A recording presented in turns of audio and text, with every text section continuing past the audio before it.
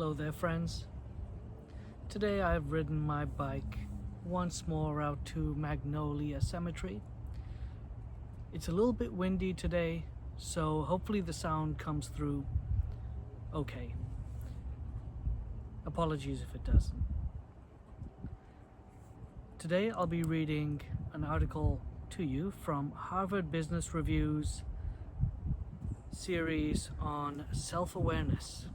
And here's the book.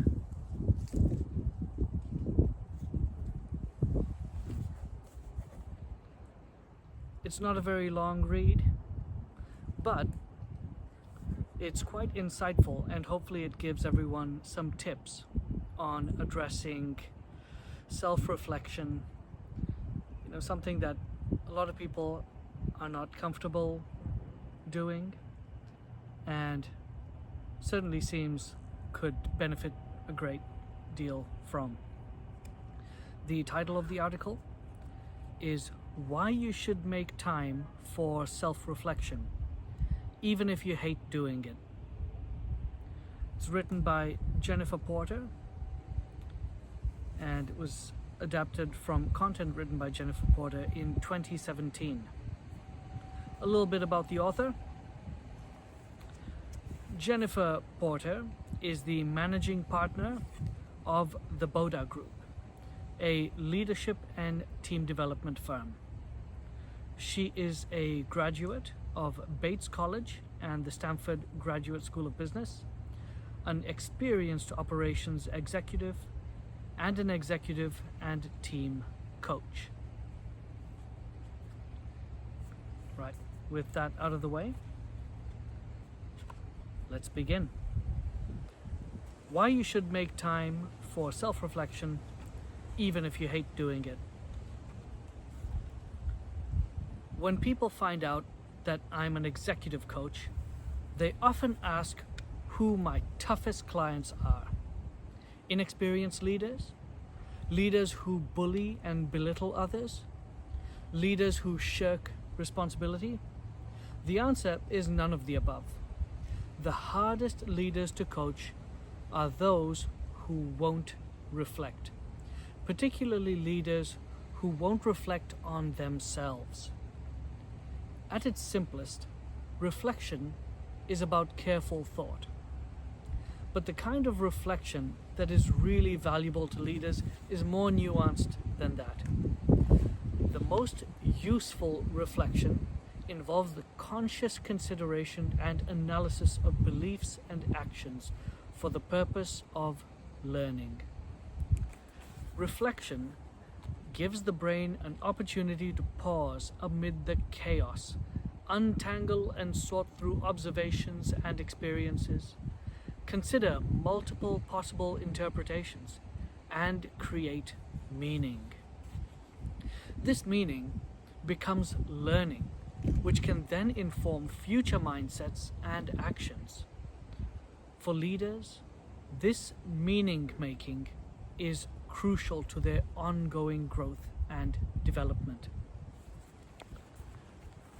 Research by Giada Di Stefano, Francesca Gino, Gary Pisano, and Bradley Statz in call centers demonstrated that employees who spent 15 minutes at the end of the day reflecting about lessons learned performed 23% better than after 10 days than those who did not reflect. And this research that Jennifer references comes from a working paper entitled Making Experience Count: The Role of Reflection in Individual Learning, published by Harvard Business School in 2014. So that's 15 minutes a day. After 10 days, they perform 23% better. That's an incredible amount of gain for such little effort put in. Or maybe not little effort, but the little time commitment. Continuing. A study of UK commuters found a similar result. when those who were prompted to use their commute to think about and plan for their day were happier, more productive, and less burnt out than people who didn't. This study, the UK commuting study, was one conducted by John M. Yakimowicz, and the title of that paper was Commuting as Role Transitions, How Trait, Self-Control, and Work-Related Prospection Offset Negative Effects of Lengthy Commutes. And this was Harvard Business Review publication in 2016.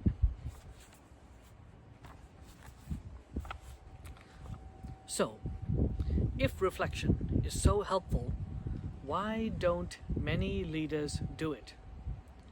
Leaders often, and she lists out 5 points here. I'll read the names of all of them quickly and then we'll go into the details. So why leaders don't do it? Leaders often, 1, don't understand the process. 2, they don't like the process. Number 3, they don't like the results. Number 4, they have a bias towards action. And number 5, they can't see a good ROI, return on investment. So let's go through them one by one. They don't understand the process. Many leaders don't know how to reflect. One executive I work with, Ken, shared recently that he had yet again not met his commitment to spend an hour on Sunday mornings reflecting. To help him get over this barrier, I suggested he take the next 30 minutes of our 2-hour session, just quietly reflect, and then we'd debrief it. After 5 minutes of silence, he said, "I guess I really don't know what you want me to do. Maybe that's why I haven't been doing it."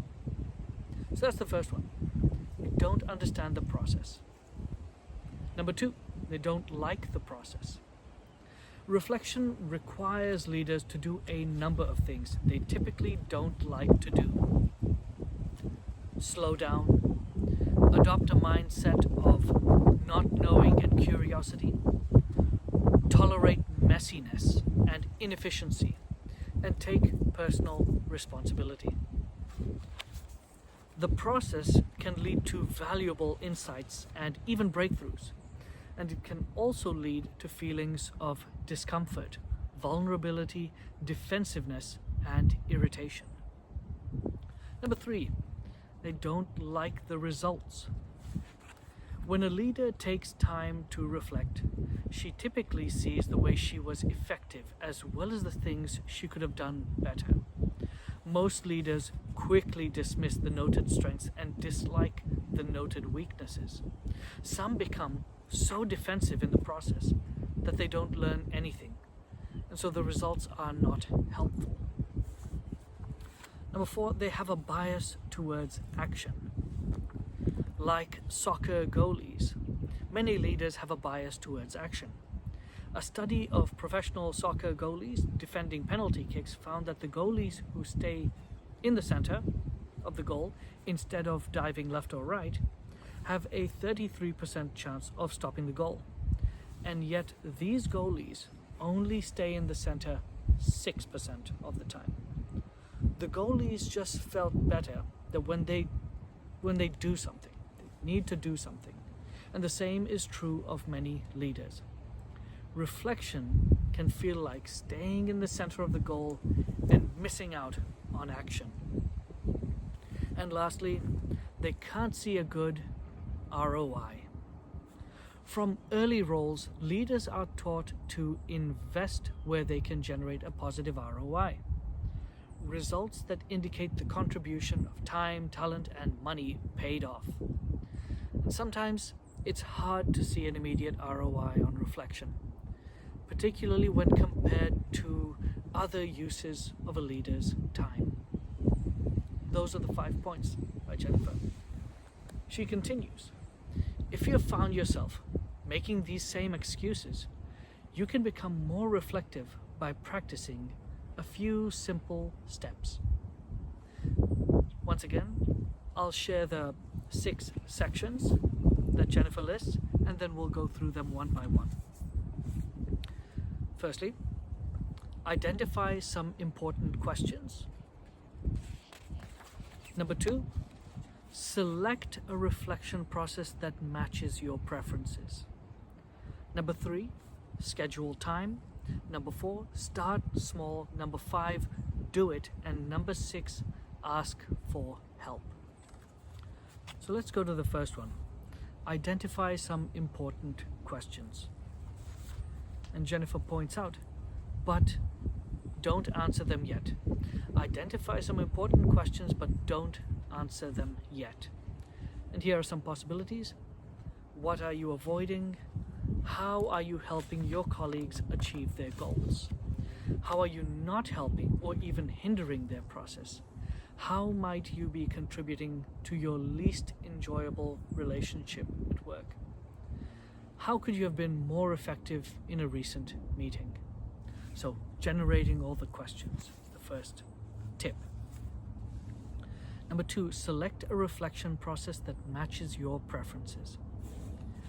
Many people reflect by writing in a journal. If that sounds terrible, but talking with a colleague sounds better, consider that. As long as you're reflecting and not just chatting about the latest sporting event or complaining about a colleague, your approach is up to you. You can sit, walk, bike, stand, alone or with a partner, writing, talking, or thinking. The entire process is up to you. Number 3, schedule time. Most leaders are driven by their calendars. So, schedule your reflection time and then commit to keep it. If you find yourself trying to skip it or avoid it, reflect on that. Number 4, start small. If an hour of reflection seems like too much, try 10 minutes. Teresa Amabile and her colleagues found that the most significant driver of positive emotions and motivation at work was making progress on the task at hand. So, set yourself up to make progress, even if it feels very small. Number 5, do it. Go back to your list of questions and explore them. Be still, think, consider multiple perspectives. Look at the opposite of what you initially believe. Brainstorm. You don't have to like or agree with all of your thoughts. Just think and examine your thinking. And lastly, ask for help. For most leaders,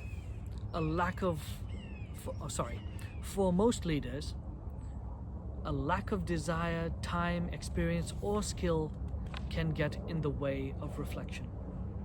Consider working with a colleague, therapist, or coach to help you make the time, listen carefully, be a thought partner, and hold you accountable. Jennifer finishes up the article by saying that despite the challenges to reflection, the impact is clear. As Peter Drucker said, follow effective action with quiet reflection. And from the quiet reflection will come even more effective action.